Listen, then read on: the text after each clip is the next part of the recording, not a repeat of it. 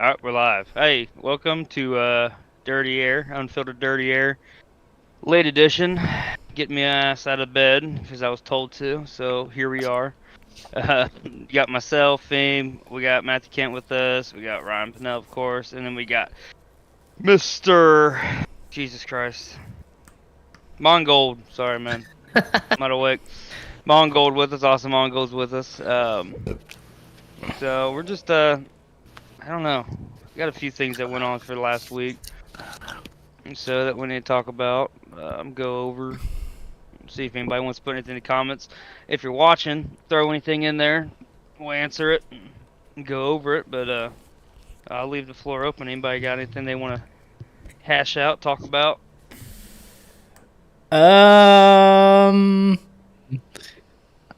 Yes. Super hesitant on this one. I'm sure it's going straight to the squared stuff. Yeah, I mean, we might as well.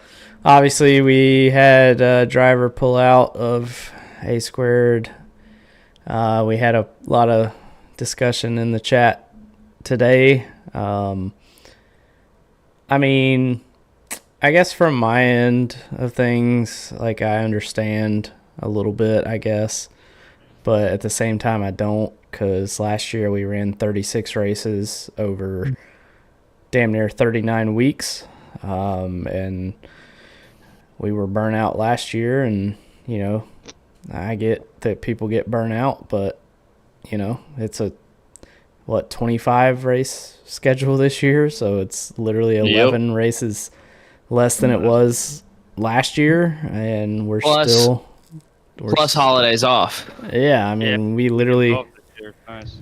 Yeah, I mean, we had last weekend off for Mother's Day. We have this upcoming weekend off for Memorial Day, so a lot of holidays off, and I don't know. I mean, I don't really get it, but I don't know. What's y'all's opinion?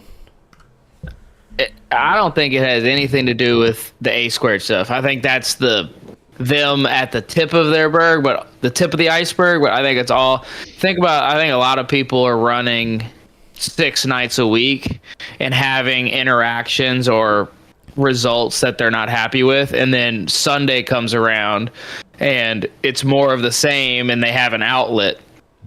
I wouldn't be surprised if some of those conversations and comments are in other Discord servers for other leagues, and you know, like the reasoning behind someone leaving for, you know, burnt out reasons, or complaining that they just feel burnt out, and at the same time us come back with the facts of like, okay, well, it was 36 to 25, holidays are off, the track we gave you fairly easy tracks to deal with, you know, we're making the weather as nice as possible.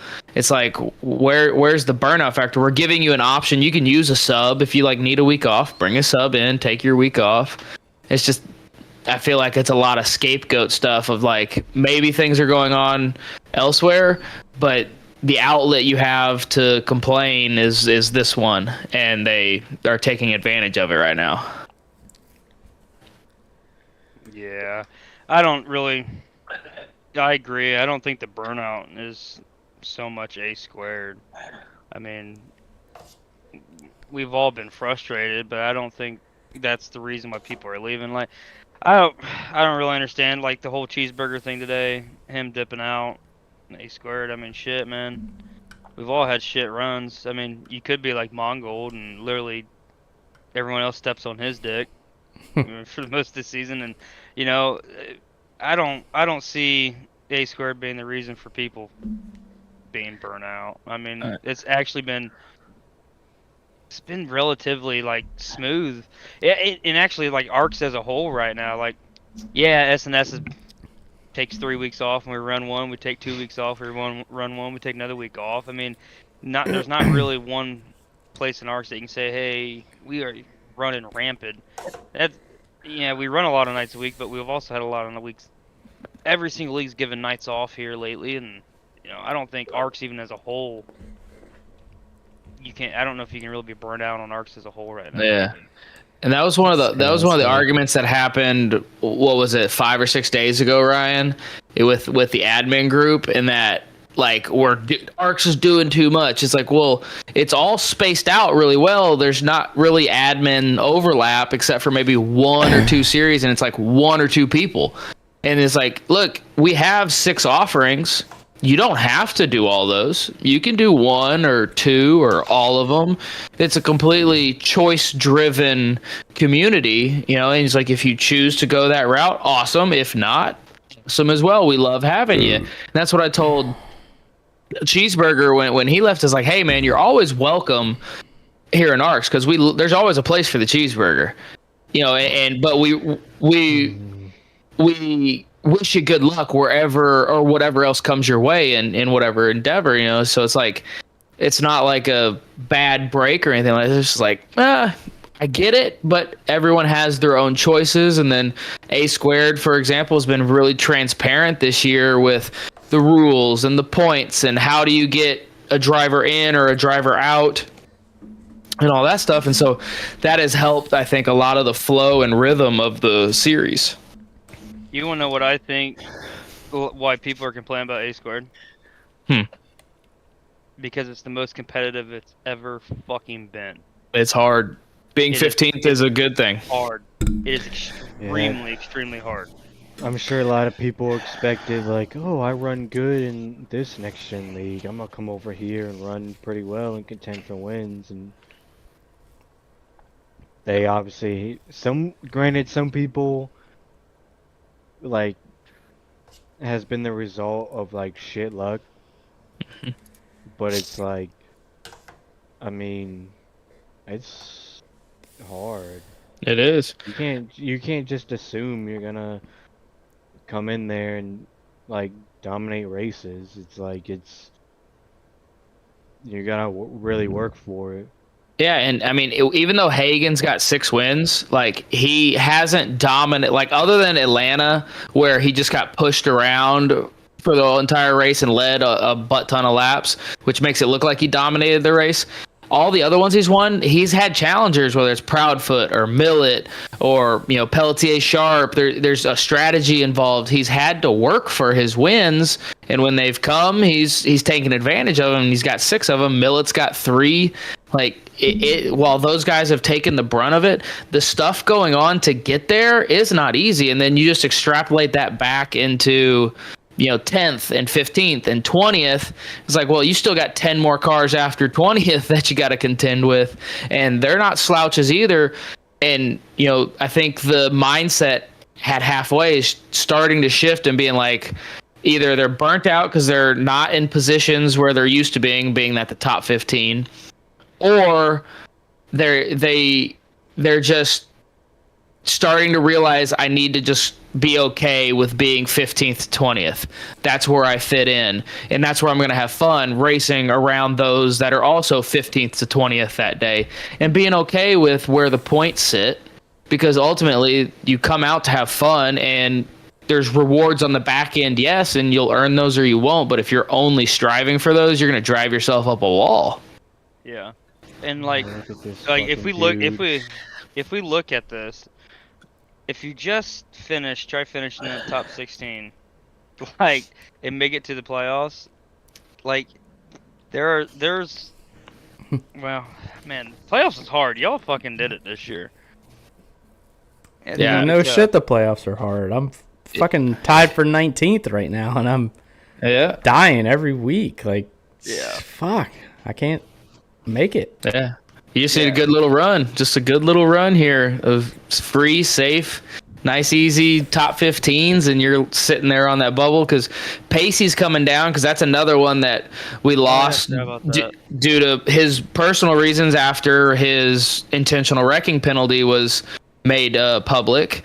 And so he's coming down out of that playoff position. So right now, like, David Wright is technically the cut line guy, and then it's 9 points to Bryn and 17 points to Ryan and Patrick Overshat. So it's not like it's a walk away 16 people and then everyone else. It is tight in the middle. Yeah, from basically, I'd say from Sears is 8 above me. So yeah, basically from Sears all the way down to David Wright, I mean, that's only, shit, 20 points total? Yeah, 20. Yeah, about 15. 15 from Feemster to right. Another add 12 to that. So Yeah. I got somebody subbing for me at Chicago Street Course, so Yeah, did he just... that's sorry, his retirement papers went through yesterday. yeah. So I'm gonna make my 600 start, and then I'm gonna get some subs, and then make it into the top 16. Hey, just make sure Emma's not running in that one, because your sub may wreck him. Nah, I don't think so. Well, here's the thing. Emma is complaining about burnout and looking for ways out of races. We can't stop Ryan from using a sub if he has one available in the regular season. He can just say, look, I'm spending the time with the family, and Reynolds is gonna do this, and then Reynolds gets him suspended for a race for driving through someone in turn 12. Reynolds is not subbing for me at Chicago Street Course. It's somebody else, and that news will break when it breaks, but it's not Reynolds. And as long as you have subs available, more power to you. To be fair, I did ask Reynolds first, but he's going to be at the NASCAR race, so. Yeah, I'm going to be in Nashville, but I also did have Emma reach out to me for Atlanta, and I wanted to run Atlanta, but I was at Indy qualifying, so I couldn't be there, but I was kind of looking for any way to run Atlanta if I wasn't going to be at Indy, so. Yeah. I may need somebody for Indy. Because I'm leaving for vacation that day. I'm not if I'm going to run that one or not. I sponsored that race, too. Is it road or oval? Oval. I might do that. That sounds good. Who's the assassin we brought in as a sub? Feemster needs an extra incident point, and Hagen won't win the race. Oh, there's the 21 car. It's maximum points, man. That's all I care about. Hey, maximum points. I'm excited to see the 12 car go around Chicago Street Course and not hit a wall. So it's going to be great. Yeah. I mean, so talk about the Emma stuff. Like she had her comments about like looking for ways to not have to run and stuff like that. She's in a dire situation where she might not make her required 14 races with, between racing and subs, which would drop her out of the top 16 because she's 123 points behind the cut line, but has the win to lock herself in. She has to get to 14, and I think she's only at Emma is at 9 plus 2. She's at 11. Did Atlanta count for her though? Because she dropped out early in that race too. She ran enough. Yeah. So she's only missed one technical race, but she's used 2 subs. And if your words match your actions, I mean, does she come in and just run her 10% and bow out, which would piss a lot of people off, or does she just skip out on it? And in which case, she got to get to 14. She needs 3 more races, and we got 6 to go. So a lot of people are walking that tightrope a little bit, where they gotta get their minimum races in, otherwise they could adjust those things. And that's why I posted in the A Squared announcements, like, here's where you currently stand, and understand, like, the rules have been laid there all year for you to read. If you come to me and say I only got 13 out of 18, I'm gonna be like, well, what happened that one race where you didn't show up and got this big 0? It's like, I didn't get a sub. I was like, well, you didn't get in the playoffs. That suck, I guess, right? Yeah, it's like how many races you got to get then? 14. If you got drafted, it's 14 out of 18. The only other Millet is Millet's on a different program because he started on race 7. He started race 7, so he has to run 9 of the last 12, and he's at 6. 3 more. Yeah, he's at 6. He needs 3 more, and he's already pointed his way in plus wins. The other one is Cody Pennell because he got a waiver because he had a broken wheel as of race 6 was his last sub, and the wheel broke. So race 7, he was like, yeah, I want to run for points, don't have a wheel, and the math comes out to where he is right on the line. If he misses any races, he can't get the waiver anymore. So he has to run. That's really going to piss people off when Cody wins a race and then he makes it in the playoffs. That's going to piss me off. I may go back to Georgia and whoop his fucking ass. Is what I'm going to fucking do. But that's the thing. He has to finish all 7 or run 10% of all 7 races. He most likely has to win because he's not going to be able to point his way in. And then the admins also have to give unanimous decision, which is pretty much already done. So he's accomplished 1, but the other 2 are the hard part, especially the win with how competitive it is. And Atlanta was probably his best opportunity. And then, he could, we got Daytona at the end, and I don't know how good he is at the short track Nashville, Indianapolis style. He may kick everyone's ass at Nashville. You think? Yeah, he'll be competitive. I'm going to tell you that right now. He was competitive with a shit ass wheel. Now he's got a good wheel. He's going to be competitive. A lot of people never got to race with Cody when Cody was Cody. But he could grab the Mon Gold luck card and just get fenced every other lap and be like, well, he raced, but he caught some bad luck, and the tracks we have left are not easy. Like I say, we have an easy schedule, but it's a high variety. I mean, Iowa, slicker than crap, turn 4. Nashville. Fun. I don't care what anyone says. Yeah. Iowa's fun. Nashville, concrete, gonna be slick and hot. Indianapolis, we don't know what these cars do at that track. Chicago Street, road course, coin flip. Richmond, technical as hell. And then you end off with Daytona for a wild card. There's not like here's a cookie cutter for everyone, go have fun. It's like, no, you're gonna have to earn your way. Yeah. And that's where I think some people looked at the schedule and be like, oh, I'm not good at any of those. And then they sit down and be like, what do I call this? It's like, oh, I call it burnout or fear for some. Yeah, I'm excited. I'm excited for the remaining of the schedule. All of those tracks are fun if you go at it with that mindset. Like Richmond is fun on iRacing. Boring as shit in real life to watch. I ain't listen to that shit. But on iRacing, it's fun. I mean, it's like people bitch about like Dover. Dover's one of the funnest tracks to run. I mean, it's almost flat out all around that. It's so damn fast in these cars. But like Iowa's fun. I tested a little bit. It's slick as shit, but you get that tire fall off, and it actually feels really good after about 10 laps. Yeah, around that bad boy. But patience is going to be the virtue for Iowa. That is for darn sure. Be okay being slow because it's going to be safe. In Indy and next gen, it's a completely different what you think it would be. Yeah, I think they ran it in officials, and it was like a weird line to run, but it was crazy fast and gripped up. Fast. But I don't know if by the time we get there, the season is going to flip. So I don't know if they're going to adjust those setups any. Yeah, they were shifting into 3, downshifting into 3. Yeah. In next gen in those cars, and then basically upshifting it out of Ford like they would in IndyCar. It's kind of weird how that kind of worked out. We'll see, but hey, six to go, and the cut line is anything but close or anything but far away from anyone.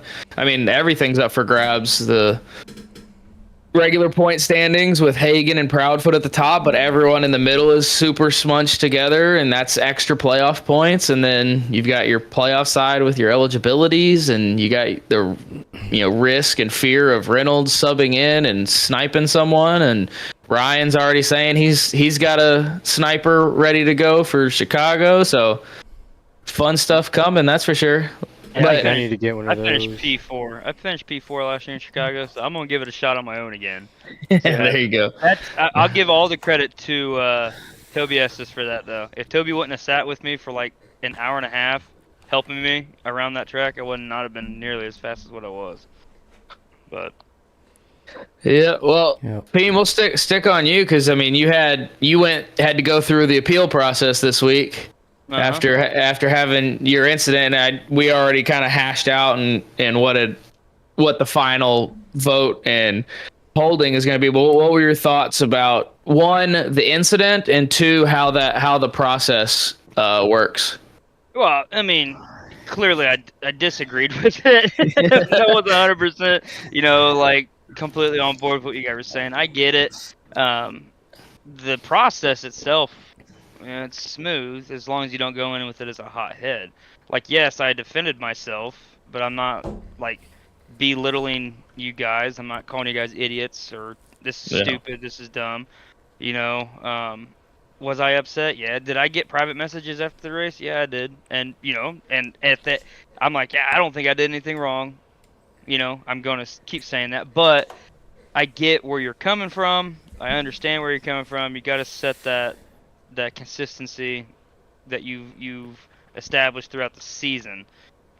I'm still not 100% happy with the outcome of it, but the process of the appeals and everything else, like you sent videos, and then I came back, said what I said, and then I took still pictures showing you what I thought, and then at the end of the day, I came back. I respect whatever y'all decide. I'm just trying to defend myself.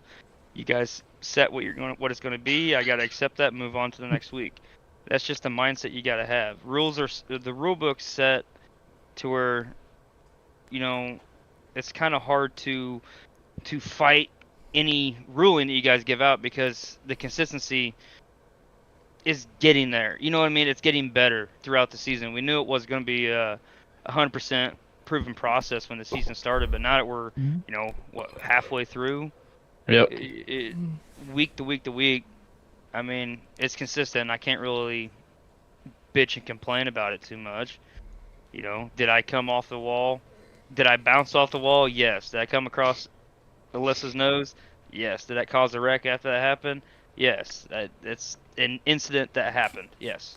So you can't disagree with what you're trying to say. Like, is that an incident at fault? Yeah. Yeah. An incident happened. So, it is what it is. You just got to wash your hands off, move on to the next week. Process as a whole is very smooth. Yeah, I think that's something that I think Ryan could probably attest to. This is like originally in the early part, we had the hauler open and we'd have to bring voice people in, and it was in voice chat, and it allowed a lot of, okay, the ruling's not going your way, so here comes emotion. And so then we were like, well, we can't get all the admins on at a good time plus the driver. So it's like, all right, well, what can we all do? Well, we can all read at some point during a 48-hour period. So we're going to go to a written format, and that has really sucked the emotion or the over emotion out of the conversation, in which case you have to type it out. And if you're willing to type out your emotion, then we know what leg you're standing on, in your passion and things like that, versus just going off the cuff in a voice chat where you can just say it goes into the ether, and all that's left is the leftover raged emotion. In writing, nope, it's there. And you got the receipts for that shit. Yeah, here's your explanation. Thank you. Here are the rulings of the 5 admins, and majority holds, whether that is upheld, modified, or eliminated. And we've done all 3 this year on different occasions. And Ryan can talk, throw in a little bit about how that's really helped our process, I think. Yeah, even coming from me, I mean, after the race, even as admins, when we're going through incidents, throughout the race, and, luckily the past 2 weeks haven't been too bad because everybody's been doing a pretty good job. But, hell, even Kent made a comment last week. We got done before the session even closed out. Like, normally we're still reviewing stuff, and, I'm still in the session too. And, it'll tell you, race control is closed for the session. That means, hey, the session is closed. You need to get the hell out of here. And we're usually still in there reviewing stuff. But last week we actually were completely done with reviews, and the session didn't even close. So, yeah, it's been a good thing. And I will say, even as an admin, from my point of view, when we review them the night of and we make our calls, there's definitely been a couple where the next day, when I finally, I go to sleep after Sunday and I get up and I go to work, and, I'm sitting on the shitter at work, or, eating lunch at work or whatever, and I see Kent has created this message, you know, to review the appeal. You know, I look at it differently. I really do. I mean, that's why I think the appeal process is so cool, is like in the heat of the moment after Sunday night, like I could have been pissed off about a complete different incident, and I view some incident differently than the next morning when I look at it and I go, oh, okay, yeah, I see now that this is, maybe this isn't, you know, maybe this is a no fault, or, you know, maybe, okay, this isn't this person's fault, this is actually the other person's fault. That's what is great about the appeal system. I mean, everybody has the right to appeal any penalty that they get after a Sunday night race, and so, you know, we're not playing favorites, and there's 5 admins that have to, you know, put their input in, and, you know, obviously if we don't get all 5, we have to at least have a majority. So 3 of the 5 admins have to say, yeah, we're going to uphold this, or we're going to, you know, change it to a no fault. I feel like when you get, you know, more than 1 or 2 people involved, you can't really argue with us when we have, you know, a set amount of admins that have to say, yeah, we uphold this. And when 3 of 5 admins say, yeah, this is a penalty for such and such, or, you know, whoever, you can't really argue with us. I mean, we've looked at it the first time and decided it's a penalty. Now we have looked at it a second time, and we have 3 out of 5 of us have said, yeah, this is still a penalty. You can't really argue with that. I mean, you can if you want to, but it's not going to do anything for you. Yeah, you're just gonna, it's the writing on the penalty report is not changing. Here's some dirtier. What are our thoughts on drivers? Penalty report goes up, and a driver goes into the comments like, "What do you mean such and such caution's a no fault? You know, it fucked 3 people over." And then, you know, like, why would a driver go and throw other drivers into the pathway of a bus, and knowing you got to get back out on track next week with that person, and just be like, dude, you're trying to derail me for what reason? Like the admins majority voted and said, hey, look, nothing could have been done here to change what happened, so no one's catching a penalty, but hey, pay attention, like, let's try to not let this happen again. And then someone comes in and is like, everyone control your car and throw penalties at everyone. It's like, well, yeah, well, it's going to come at you here real soon. I will say, and this is just my opinion on it. I mean, early on, we tried to kind of stray away from no fault incidents. Mm-hmm. I mean, we really did we were trying to kind of pin anything to anyone. And as the season has gone on, we realize that sometimes shit does happen, and there is absolutely nothing you can do as a driver to you know, you didn't cause that incident. You know, some other car caused it, or maybe both cars came together, and it's just a racing deal. And we got some feedback on that, and you know, we're listening. We always listen to feedback regardless of, you know, what y'all think. I mean, we do listen to y'all as drivers, you know, and as admins, we're listening to y'all. You know, we want this series to be successful. I mean, obviously it's been super successful. I mean, even going back to the Xbox days when A Squared ran, we were extremely successful. So we're going to continue that because we want to continue to be successful. And some calls early on in the year, yeah, if we went back now and reviewed them, okay, maybe they could have been, you know, no fault or a racing incident. And that's something that we're just, it's a case-by-case incident. And are we always going to get it right? Fuck no, we're not going to always get it right. It's just not going to happen. But we at least present the video, we present the penalties, and then, like I said, after a penalty happens, come to us and say, hey, I appeal that. And even if you feel like you are in the wrong and you want to appeal it anyway, go for it. Do it. That's what we have that process for.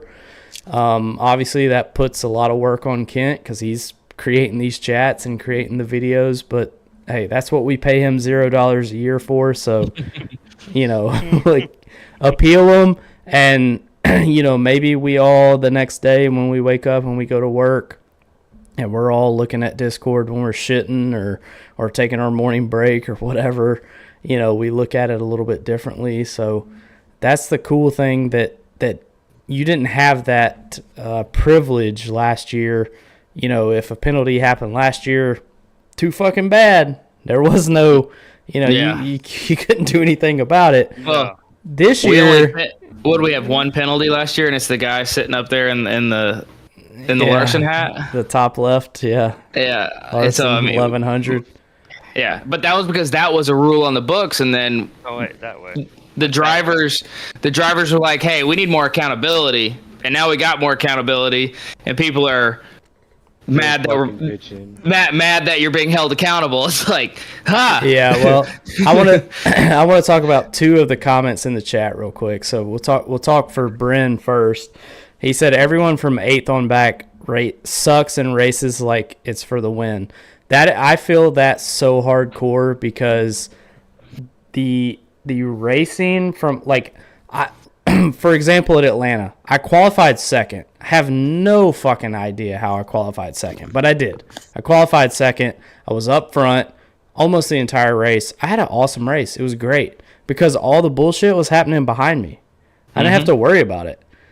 I agree 1,000% with Bryn Roberts. Everyone from about 10th to 30th, y'all need to fucking get your shit together. And I've been in those positions. I've been running 25th before. That shit is wild back there in the back of the pack. Y'all are wild. Zero patience. Yeah. The second comment is from Donald Ray, who just gave me 1,000 bits. So maybe I have to be a little nicer, but he said unlimited fast repairs. Donald Ray, go fuck yourself. No, we're not doing unlimited fast repairs. Matter of fact, next year we probably are going to go to 0.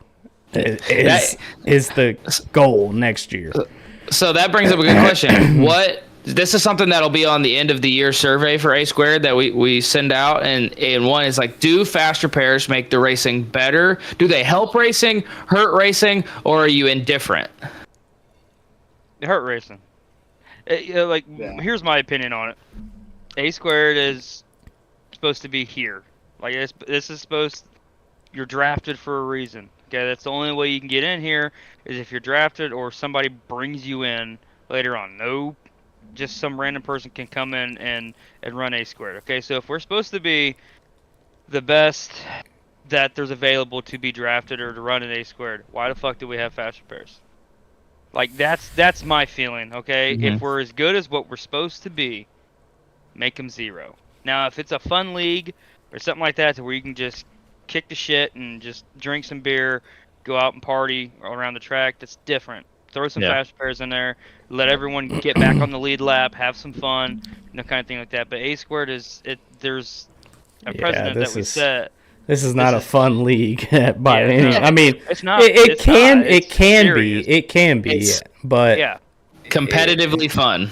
Yes. It's not. And thank you for Rick James for sending 69 bits because that's just legendary status there, sending 69. Nice. Just nice. Maybe 100,000 bits you guys might go to. Hey, look, yeah. You send me 100,000 bits, I'll give you 985 fast repairs. But we'll break iRacing. It gives you 255. You'll have 999. You got it. we will break iRacing. But no, I mean, it's one of those things where like I have obviously, and most all of y'all in here, maybe other than Kent, has run an HTL.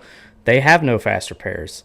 Except on And super speedways. yeah, I agree, but I think even at super speedways, maybe we don't need a fast repair. I mean, It would calm racing down completely, and you would be like, get to the last 5 laps. Like those that realize it would back out and be like, look, I'm fine riding around 20 seconds behind the pack. Like, I just need to survive and get points at the very end and be there, because that's when the pay window is, not sitting on pit road for 35 minutes with busted up toe links. I don't think it would change the racing at all on super speedways. I think if you On super speedways, no. if you take, like, this is kind of how I feel about the penalty system as well. I feel like if you keep the penalty system the way it is, if you take away the faster repair, the racing's going to stay the same. You're still going to have the same morons and the same people who race aggressively every week. It's just going to be that you're done earlier or you get penalties faster, you know what I mean? So I feel like it's just based on who you have in the competition. It's not based on the penalty or the fast repair. Which, as you, like, here's, like, this whole thing that's going on right now. We're halfway through the season, right? And I'm not trying to talk shit about anybody, but this is unfiltered dirty air. Okay? We went through this point where it was kind of shit racing, right? And we had people that were bitching, complaining, and a few left. Racing got better. Someone else left. Racing got better. Okay? The racing is getting better progressively as we go through the season, and we've dropped a handful of people since the season started. Now, I'm not trying to say that they were the reason why the racing was shit, but coincidences are coincidences. I mean, it is what it is. Over the last 3 or 4 weeks, the racing has been better in A-squared. I don't care what anyone says. We're going to have the 3 to 4 cautions.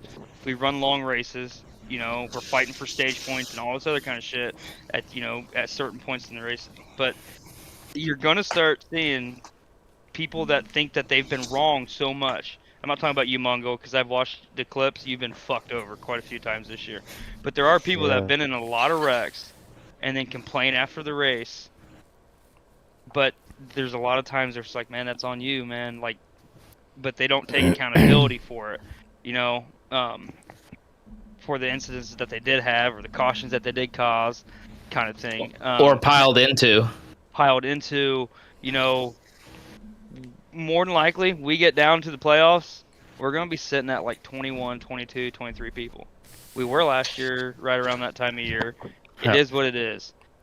But the racing got really good there towards the end of the year as well. Like, it was some of the funnest races I had last year were probably in the playoffs, and I was eliminated.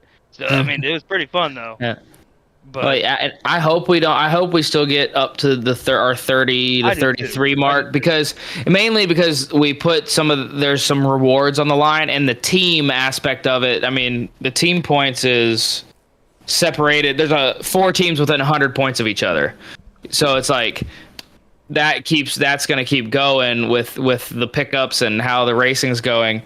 So there's always something to race for. And then you have the silver playoff, and where the drivers that aren't in the top 16 are racing for a championship, a secondary championship, but a championship nonetheless. Like, just because we're out doesn't mean don't show up. You got a team, you got teammates, you got your own stuff to race for. Plus, what happens in late 24, early 25 when another draft turns around and the owners find out, well, they just backed out of the last 6 races, didn't show up because they didn't make the playoffs. Because they didn't make the playoffs, sent their emotions down the tube and walked away. And now a team owner's like, well, you know what? I'm not going to take a chance on that again if that means I lose out on 6 races worth of points. Like, you dig your own grave at that point.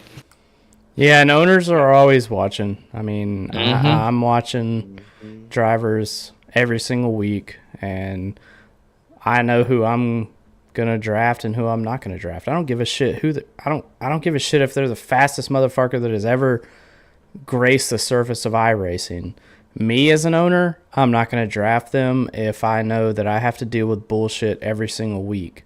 I don't care if they're going to win 17 in a row. I don't care. If they're going to cause problems, I'm not drafting them.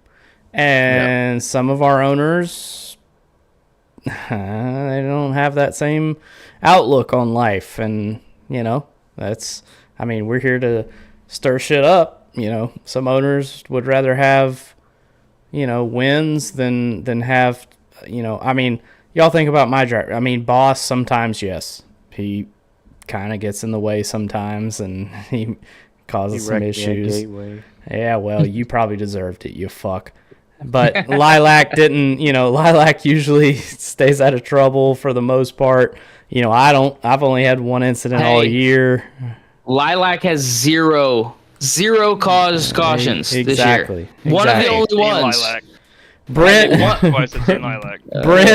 Bryn, different story. Sometimes Bryn lets the heat of the moment, get to him. But hell, I do too sometimes. So, but at least my drivers aren't out there, quitting or leaving or wrecking people under caution, and that's a little bit.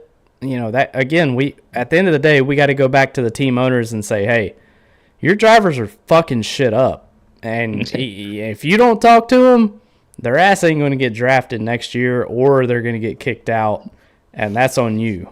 Yeah. Well, does Lilac have 0 points because she's like 30th on back, or is No, she's third. She's third in points. She's third in points. Yeah, she's doing just fine. Yeah, that was a great pickup. Ryan in the draft room in that when we were doing that, he was just like, "Here comes the sneak," and he grabbed Lilac, and everyone's like, "Ooh, I don't know. That sounds like a lot of cautions, possibly like going to be giving up points." And 0, not even threatening. Hopefully her VR doesn't cut out here in the last couple races. You're thinking about Alyssa Sharp. You need to get your shit together, because I'll Lilac. All right, well, okay. We'll talk after.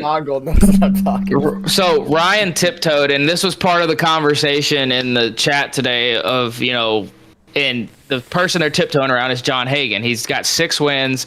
Some people don't like his attitude, don't like what he's done in the past. He hasn't done anything inside of A squared yet that would rear its ugly head, as people would say. But he posted, he's like a meme of something dancing, and then below is like carrying the team. He's not wrong, and I hate to do this to you, Mongol, but Hagen's got 459 points. None of the else of Beatron is inside the top 16, and the closest is Jeremy, who has a win. He's minus 15, and then it's Adams minus 32, Mongol minus 72 out of the playoffs. So while his past is being drugged forward, he is carrying Beatron, because Beatron's leading the team standings by 22 points. And I want to know how the fuck that's possible if I'm finishing like 23rd on back every week. Yeah, and that's the Hagen effect of him doing so well and having 55, 60-point days. Yeah. He keeps Beatron. Nice. Hey, he's part of your team. He's gonna make you a little moolah at the end of this thing if you guys keep it up. But so the understanding is that, like, all right, Hagen has a past.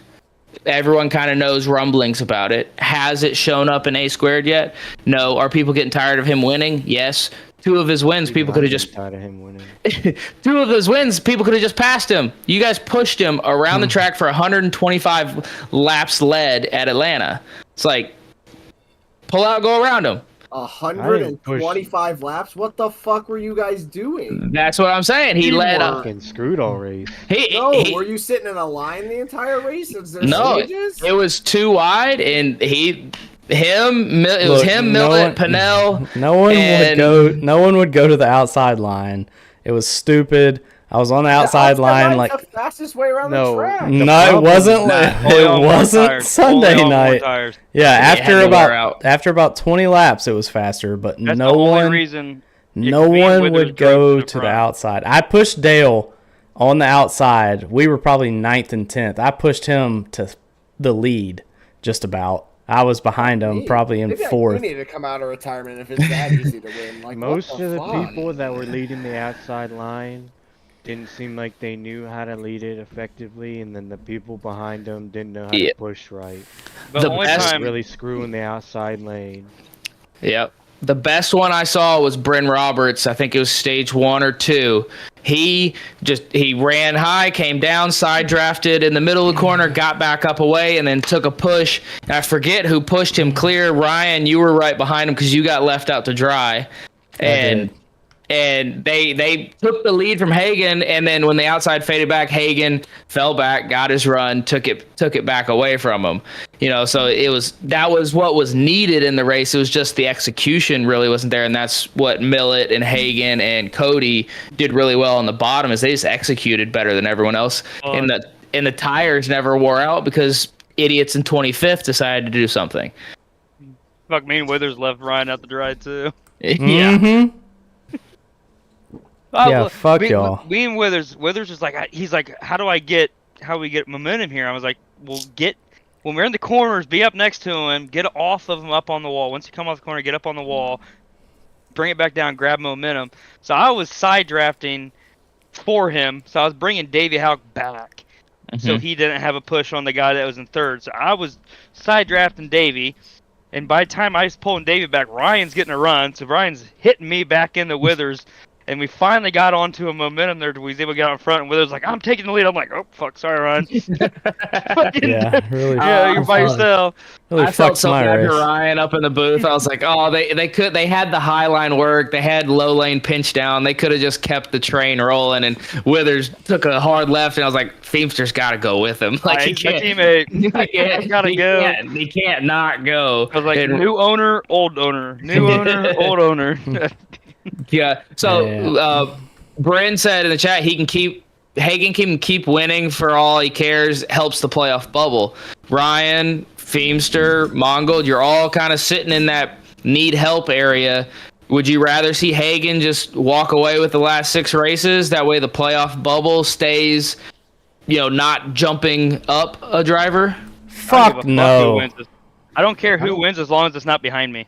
Okay. Yeah, I'm the Fuck same, what but happens? I just need good finishes. I just don't want Cody Pennell to win a race and anyone behind me to win a race. Other than that, I hope John Hagen meets the catch fence, and I hope somebody else wins that has already won. No, I don't want John Hagen to win. He's won 4 in a row now. 3 in a row. Fuck, I don't know. I can't keep 4 in a row. Jesus Christ, drivers. Let's do something here. Super speedways too. It's like we had the chance at Atlanta. You guys just he almost lost. It was a 4-wide finish. No, but I didn't have a chance for shit. I finished 12th, and that was a miracle. So well, I didn't have a chance for shit either.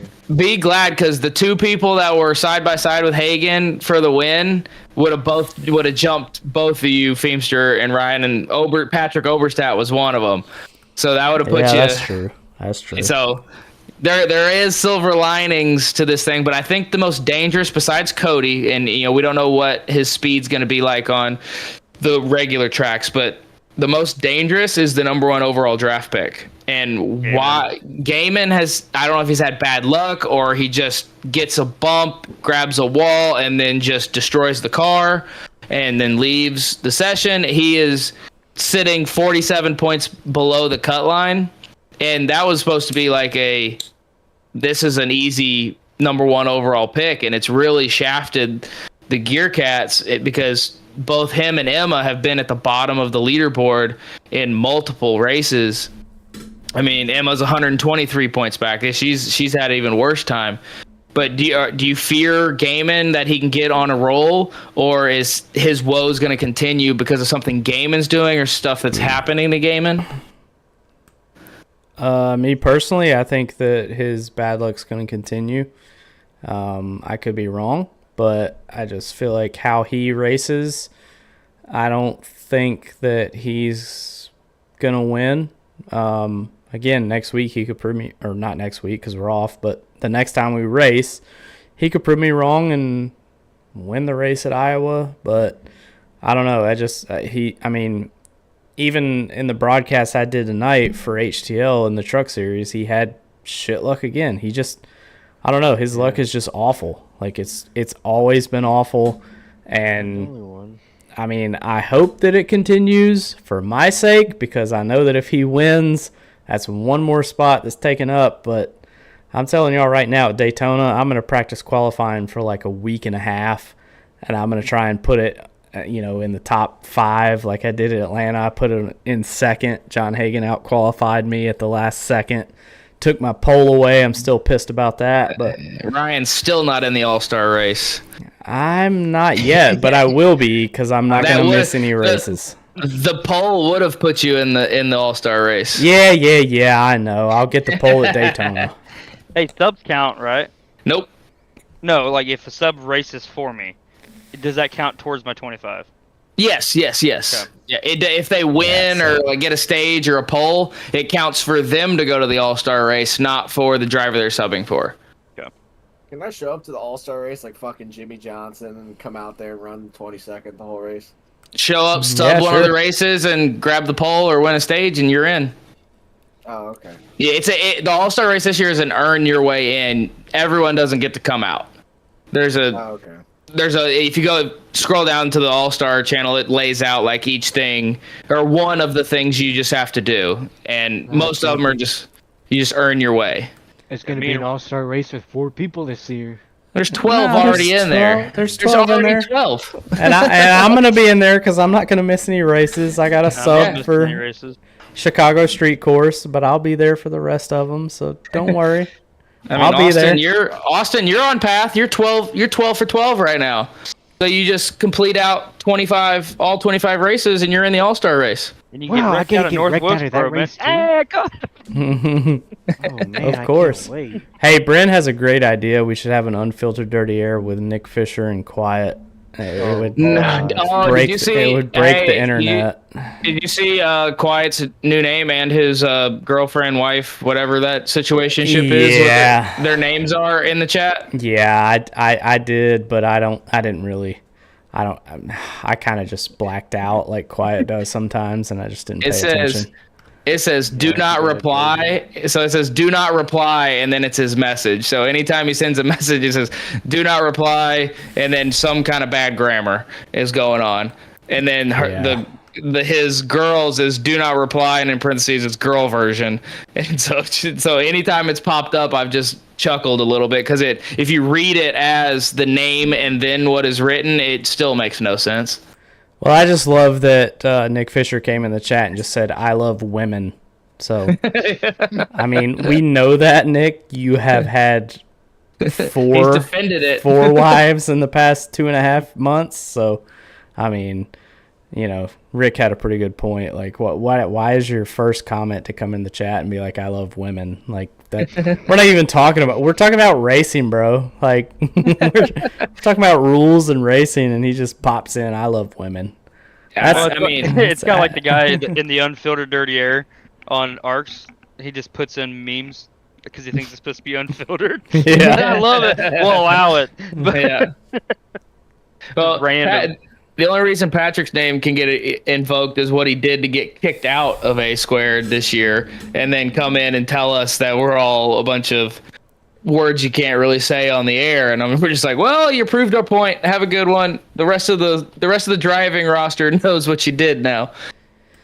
Yeah, good old Quiet. He, man, I tell you what. I mean, we all were dealing with fog there that night in Dover, but.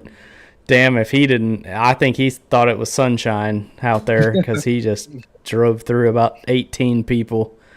And, we had enough. And man. I just would have told y'all, man, my shit blinked and everyone disappeared. Yeah. Netcode. Netcode. Yeah, it was one of those ones where the crime fit the punishment and it set the precedent for the rest of the driving roster. I mean, let's be honest here. He was bound to get kicked out anyway, right? No, because he was doing okay. He would do his old start and park routine, but then like the races he raced in, like the Daytona race, he almost won the Daytona race. And then he made a wrong move and got turned off a nose. Like he knows what to do. It's the choice. And now it's been this whole season is driver's choice dictates their result a lot of the time. Why it is my Jesus. We need the one thing I will say, and I'll kind of end the point on A Squared right here. We got to clean up we do need to clean up when cautions happen. Like the plowing in, the people wrecking in, all that kind of shit. I mean, I haven't really been a part of anything that's going on with that. It's usually happened behind me at some point in time in the race, so I never really know like the common denominator with that, or if there's more than one, or what the hell is even going on with the whole thing. A lot of them I've seen as I've watched, because I'm in that bird's eye view and I'm watching it happen. Someone has not quite spun the thing out, or 2 cars haven't spun, and so people are just staying in it, thinking, oh, if they save it, I'm going to gain 7-8 positions. It's like, but then they're the ones that actually cause the caution, even though these 2 cars are the crux, like the actual start of where the altercation happened. But then 8 cars back is where the smoke and the damage is coming from. It's like, look, if the field slows down to let people save it or whatnot, and then they lose it, it's still 2 cars. Caution's going to come out. You're going to get your positions back. If you just plow in there, well, now you've opened up a whole slew of new things that could happen to you. Some from the penalty side, and some from you're going to lose your fast repair or put yourself behind the 8 ball going laps down because you have to tow. So it's like, treat it like an official race where the caution is going to come out if it's warranted. If it's not warranted, hey, you live to fight another day and more laps, and you're not damaged. Be okay with the loss of time. But instead we plow in, and then the guy overcorrects right, and this guy's doing 160 when he could have been doing 55, and that guy could have just nosed the wall. Instead, he T-bones the car, and now we got a 6-car pile up. Yeah. So it's like, yeah, for sure. That's the point that we've tried to get by to the drivers of, like, look, be okay losing the draft, losing time to keep the car safe. And that's something where we talked about, like, the fast repairs. You got no choice with no fast repairs. Slow down, keep the car safe, and deal with the time difference if no caution comes out. But most of the time, if everyone is going to back it up and woe it down and let those 2 spin it out or save it, the caution's probably going to come out because the race has all but been halted because of whatever's happening in front of them, instead of trying to blitz by it and saying, yeah, I gained 12 positions by taking a very high risk and sometimes high reward and sometimes really, really low reward. Yeah. I agree. And I mean, I don't know what Nick Fisher's saying. He said quiet as Michael McDonald. I don't know if you mean Michael McDowell or Ronald McDonald. Those are 2 different people. I don't know if you just merged Michael McDonald and Ronald McDonald. Those I don't know not... if one's a compliment and one's a... I mean, I would love to be called Michael McDowell. I mean, yeah, me too. The dude is he's a fucking stud. Ronald McDonald, I mean, he's kind of a clown, so let's be honest. I mean, but he's yeah. got banks. He's got billions and billions, but yeah, I mean, congratulations, you played yourself. Yeah, I mean, it's Fisher, so what do you know? But anyway, yeah. I really would like to have this conversation a little bit more about the fast repairs, because I have leaned so heavily on next year not having fast repairs, because I do feel like when people are wrecking, if you know in the back of your head, like, I don't have a fast repair, the chances, at least this is me, and of course all drivers are not me, so I don't know this, but if you're a driver that has any bit of common sense, which some of our drivers do not, when you go through and you see a wreck, and this is to, Kent, Mongold, Feemster, Reynolds, all of y'all, this is kind of a question for y'all and anybody that's in the chat. When you don't have a fast repair and you see smoke, you see a wreck, okay, versus having versus 1 fast repair versus 0. Because I know me personally, if I know I have that fast repair, I'm going a little harder. I'm going a little bit harder than I would if in the back of my mind I know I have 0 fast repairs. Are y'all doing the same thing, or well, you're taking the higher risk? You'll take the higher risk of driving through a wreck knowing you got a mulligan. And that's where we've seen the biggest biggest wrecks and cautions in A squared is wreck is happening. It's 2 cars.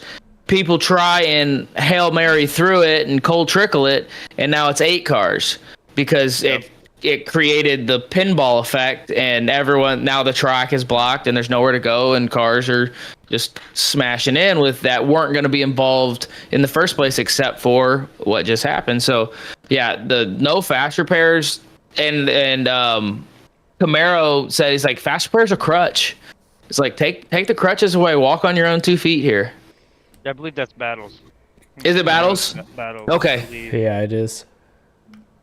Yeah, so I mean, like, I understand wanting it to be like, oh, well, that sucks because I wouldn't have been involved in this. Someone else's bullshit. So there goes my mulligan. I'm gonna have to be careful from here on out. It's like, but if that mindset passes to everyone of like, okay, this is the only car you got today.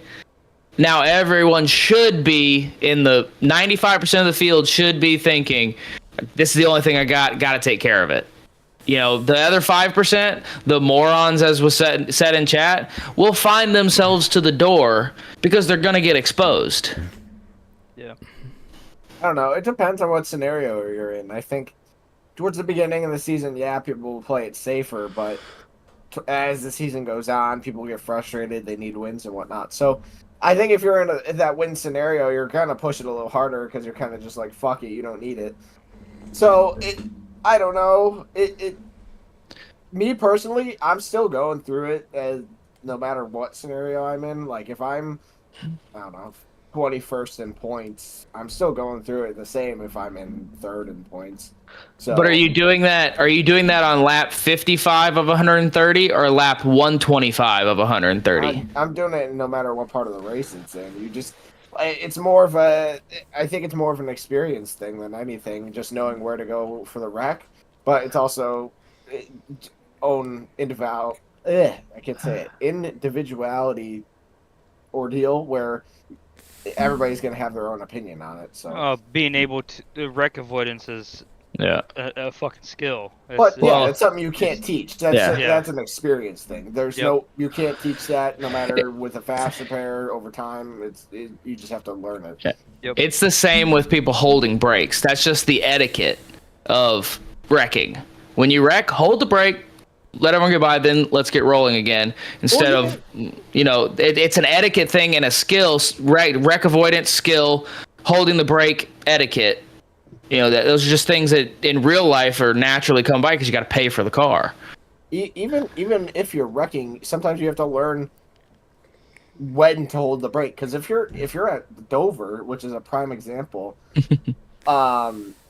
you're gonna roll down the track. So if you hit that wall and you're going back down the track and your car's done, don't hit the brake because you're just gonna kill everybody behind you. Just fucking roll it down the track because otherwise you're just gonna get killed. You know what I mean? Yeah. So there's two sides to all the coins, and it's just a matter of which side of the coin do you want to sit on. The high risk, low risk, or one fast repair, no fast repair. And Fisher's talking about if you don't have the fast repair, payback is going to be a big thing. People are going to go out there trying to wreck people. It's like, well, that's what the rule book is for then. And that's why that's written the way it's written. So there's deterrence for everything. You don't have issues like that in HTL. I mean, people get pissed, but it's like... It's because they know there's a repercussion. Something's going to happen to them if they go act like an idiot. And we've had to do it twice this year with, Cheney had one at Sonoma where he tried to do Bryn, got himself suspended, and then Pacey had his with Alyssa, and it's like, the video is blatant, like, you can't hide from this. The rule book, you lost your fast repair, and now you're mad, and you're trying to take it out. It still doesn't take you out of being charged with something, whatever the rule book is saying. Yeah, for sure. I mean, and I know that and more than likely, probably for the 2025 season, A Squared will be a 0 fast repair league. I mean, obviously that, we'll talk about that with the admins and and myself. But I mean, I kind of brought that up this year, and kind of was like, I don't, let's keep it at 1 fast repair this year, and But next year, I think we're gonna push pretty heavy to have 0 fast repairs and see how that works. I think it will be very, very helpful for, and you're still gonna have the people that are just complete dumbasses that drive through people. But I guarantee you, if somebody drives through me and they don't have and none of us have fast repairs and they ruin my race, you best damn believe I'm going to send that car. I may not wreck them, but I'm going to race them to where they're going to hit the outside wall. They're going to go into the infield.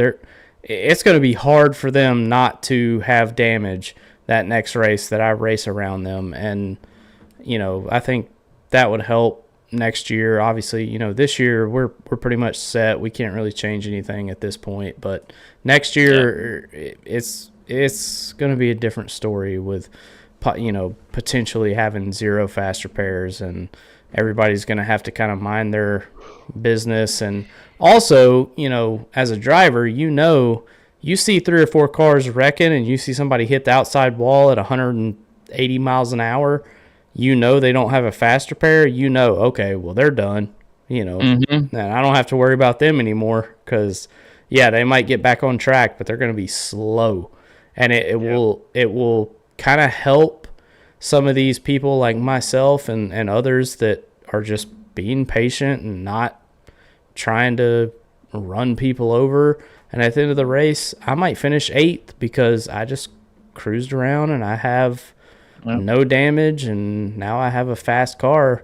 Right now, we have that one kind of mulligan where it's like, well, I can race like an asshole. Yeah, I can race like an asshole here for the next 15 laps, and if I wreck, oh well, I'll take my fast repair and move on.